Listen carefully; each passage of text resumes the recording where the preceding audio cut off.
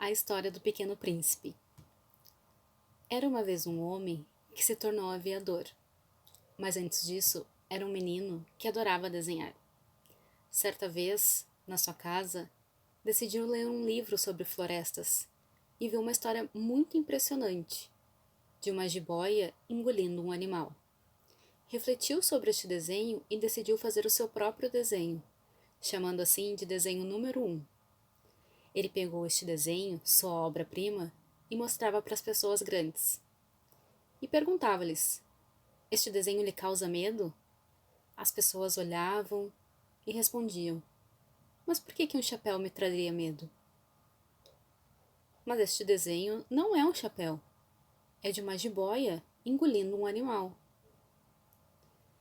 Fazendo com que as pessoas pudessem entender o que ele estava pensando, ele partiu para o seu desenho número 2 e desenhou o interior da jiboia, e dentro dela, o elefante.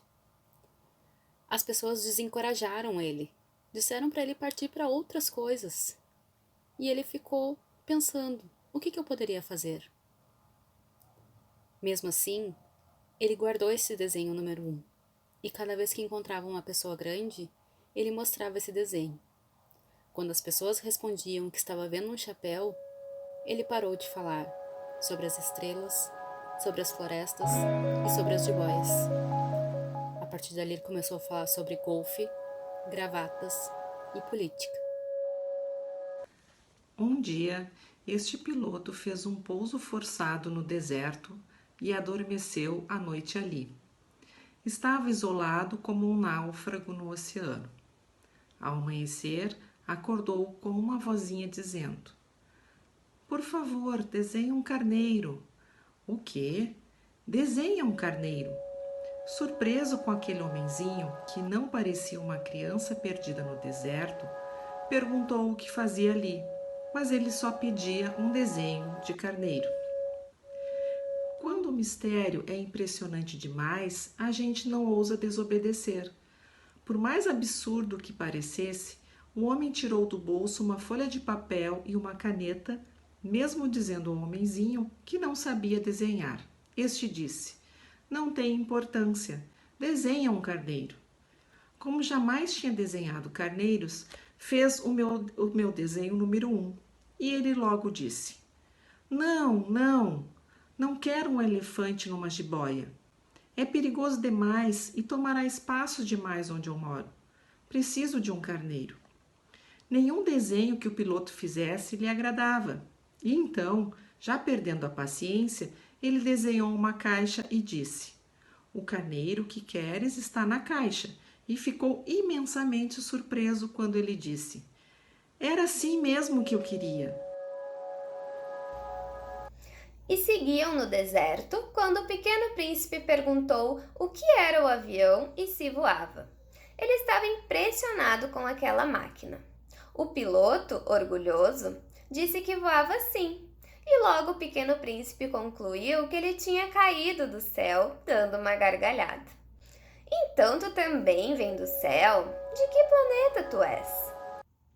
O piloto, que não tinha gostado nada daquela gargalhada, se deparou com o mistério da origem daquele homenzinho e perguntou: tu vens então de outro planeta? Onde é a tua casa? Mas o pequeno príncipe não respondia. Continuava preocupado com o carneiro que estava na caixa. O piloto, querendo acalmá-lo, disse que ele poderia dar uma corda para prendê-lo durante o dia para não sair andando quando estivesse fora da caixa. O pequeno príncipe sorriu. Então, disse que o seu planeta era bem pequenininho e que o carneiro não iria muito longe. Porém, com tristeza, ele acrescentou: quando a gente anda sempre em frente, não pode mesmo ir longe. Aos poucos, o piloto foi conhecendo mais o Pequeno Príncipe e seus segredos. Soube dos perigos dos baobás que podem crescer tanto que podem destruir o seu planetinha, e a preocupação com a sua rosa. O Pequeno Príncipe perguntou ao piloto: Um carneiro, se come arbustos, come também flores, mesmo as flores que têm espinhos? Sim, mesmo as que têm, respondeu o piloto. Então, para que servem os espinhos? O piloto, que estava tucanado tentando arrumar o motor do avião para que eles pudessem sair logo do deserto, pois a água já estava pouca, não respondia o Pequeno Príncipe. Mas ele nunca desiste de uma pergunta e continuou querendo saber sobre os espinhos. O piloto foi bastante ríspido e disse: os espinhos não servem para nada, são pura maldade das flores. Oh! Não acredito, as flores são fracas, ingênuas, defendem-se como podem. Elas se julgam poderosas com seus espinhos. O piloto continuava ocupado e pouco paciente com o Pequeno Príncipe, que foi ficando irritado, e disse ao piloto que ele estava se tornando um daqueles homens grandes. E enfatizou sobre a importância deste assunto para ele, pois em seu planeta tem uma flor que poderá ser destruída em um só golpe pelo carneiro. Isso não tem importância? Se alguém ama uma flor da qual só existe um exemplar e milhões de estrelas, isso basta para fazê-lo feliz quando a contempla. Ele pensa: minha flor está lá em algum lugar. Mas se o carneiro come a flor, para ele é como se todas as estrelas repentinamente se apagassem. Aos poucos, foi possível conhecer melhor a flor do Pequeno Príncipe. Outras flores nasciam no planeta dele, mas aquela flor brotou um dia de uma semente trazida não se sabe de onde, e o príncipezinho resolveu observar, pois não queria que fosse um baobá. A flor foi desabrochando vaidosamente, com todo o seu esplendor e beleza, e pela manhã, na hora do sol nascer, ela se mostrou e disse bocejando: "Ah, eu acabo de despertar, desculpa, ainda estou toda despenteada." O príncipezinho espantado disse: "Como és bonita!" "É verdade", respondeu a flor docemente. "Eu nasci ao mesmo tempo que o sol." O Pequeno Príncipe logo percebeu que a flor não era modesta, mas era tão envolvente. Disse ela: "Creio que é a hora do café. Tu poderias cuidar de mim?" O príncipezinho atordoado correu e pegou o regador com água fresca. Ela começou a atormentá-lo com várias queixas e pedidos. Comentou seu horror a correntes de ar e pediu um paravento. Solicitou: "À noite me colocarás sob uma redoma de vidro. Faz muito frio no teu planeta." O Pequeno Príncipe começou a entristecer-se com as palavras e exigências da rosa e pensou que deveria ter ficado somente com seu perfume. As flores são tão contraditórias, mas o Pequeno Príncipe era muito jovem para saber amá-la. Na manhã seguinte, pôs em ordem seu planeta. Revolveu cuidadosamente seus vulcões. Eram 2 em atividade e 1 inativo, mas nunca se sabe. Arrancou os brotos dos baobás antes que virassem árvores gigantes. Regou pela última vez a flor e teve vontade de chorar quando se preparava para colocá-la sob a redoma. "Adeus", disse ele à flor, e repetiu: "Eu fui uma tola. Peço perdão. Procura ser feliz. Larga essa redoma, não preciso mais dela. Mas e o vento e os bichos? Não estou tão resfriada assim. E é preciso suportar 2 ou 3 larvas se quiser conhecer as borboletas." Mandou o Pequeno Príncipe ir logo, pois não queria que a visse chorar. O Pequeno Príncipe passou a viajar pelos asteroides e planetas diferentes. Queria ter uma atividade a se instruir. Passou pelo planeta do rei, onde aprendeu sobre dar e receber ordens. Provavelmente guardou deste lugar a ideia de que só se pode exigir de cada um o que cada um pode dar, e que julgar a si próprio é mais difícil que aos outros. Visitou o planeta do vaidoso e descobriu a única coisa que o vaidoso escuta. Visitou o planeta do beberrão, que bebia de vergonha de beber. O planeta do empresário, que era sério e só trabalhava, e a incrível forma de se apropriar das estrelas. Visitou o planeta do acendedor de lampiões, que mesmo com a mudança do tempo, entre o dia e a noite, seguiu estritamente o regulamento. Visitou o planeta do geógrafo, que não conhecia montanhas e rios, porque não era explorador, e teve uma incrível conversa com ele sobre seus vulcões e sobre sua rosa. Neste lugar, entendeu o que era efêmero, ou seja, tudo que pode desaparecer. E a sugestão do geógrafo foi para que ele fosse para a Terra, um lugar povoado por muitos reis, vaidosos, beberrões e etc. Chegou na terra, chegou no deserto. Não encontrou homens, mas sim uma serpente com quem teve uma conversa por enigmas. Atravessou o deserto e encontrou apenas uma flor de 3 pétalas e uma montanha bem alta. Este planeta é seco, pontudo e salgado, e os homens não têm imaginação, disse o príncipezinho. Eles repetem tudo o que a gente diz.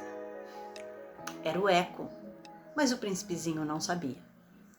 Encontrou então uma estrada.